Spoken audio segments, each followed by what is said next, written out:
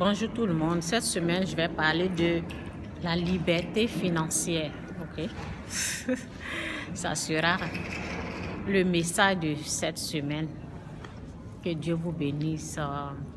C'est pas parce que il y a un pasteur, il y a des faux pasteurs et des mauvaises églises qu'il n'y a pas de bonnes églises. Si, il y a des bonnes églises, il y a des églises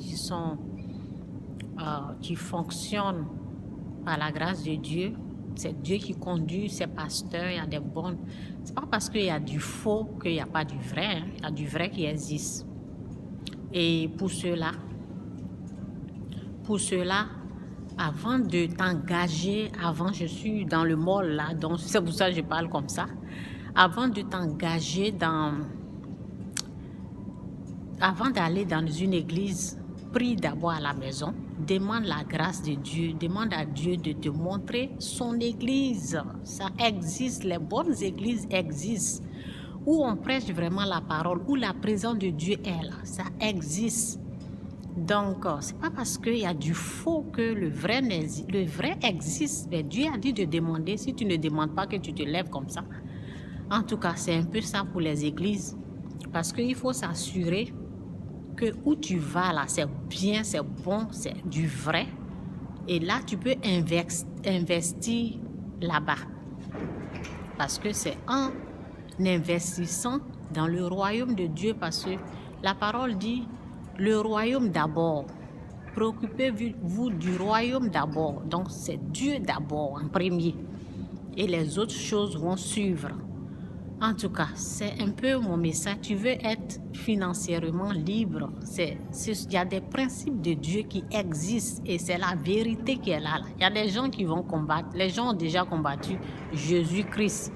Ce n'est pas le message de la liberté financière là qu'ils ne vont pas combattre. Les gens combattent. C'est à toi de chercher la face de Dieu et demander à Dieu de te conduire au fait. Moi, ce sont des principes que moi j'ai appliqués dans ma vie et je vois ce que Dieu a fait. Je suis en train de voir les miracles, les choses de Dieu. Ok? Les portes s'ouvrent. Et ce message est pour les gens.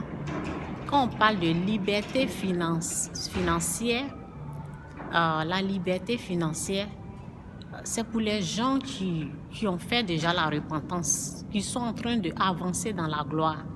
Si toi, c'est la première fois que tu cherches pour les gens ce message-là n'est pas pour tout le monde, je précise. Dieu demande la repentance. Tu ne vas pas te lever comme ça et puis chercher à devenir riche, à avoir les richesses de Dieu. Non, les richesses de Dieu, là, c'est pas comme ça. Premièrement, il faut la repentance pour les gens qui ne sont pas sauvés. Là. Ce n'est pas le message. Ce message est pour les gens qui sont sauvés. Ceux qui ne sont pas sauvés, là, c'est la repentance d'abord. La repentance. Tu te repens de tes péchés. Tu es délivré de tes péchés d'abord. Et après, tu peux demander à Dieu de te faire grâce. Ok? Donc, c'est pour les gens qui connaissent Dieu, qui ont fait la repentance, qui sont en train d'avancer. C'est eux là, c'est ce message-là pour eux. Comment être libre financièrement. Moi, quand j'ai vu ce titre-là, vraiment, quand tu es libéré du péché et financièrement, tu n'es pas libre là. Tu es toujours esclave. Donc, tu dois être libre partout. Dieu demande qu'on soit libre partout.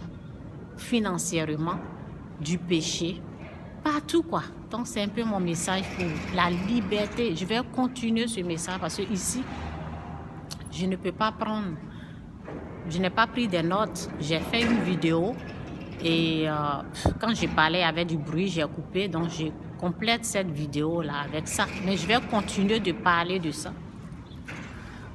Ok? Je vais continuer de parler de cette liberté. Il faut être libre.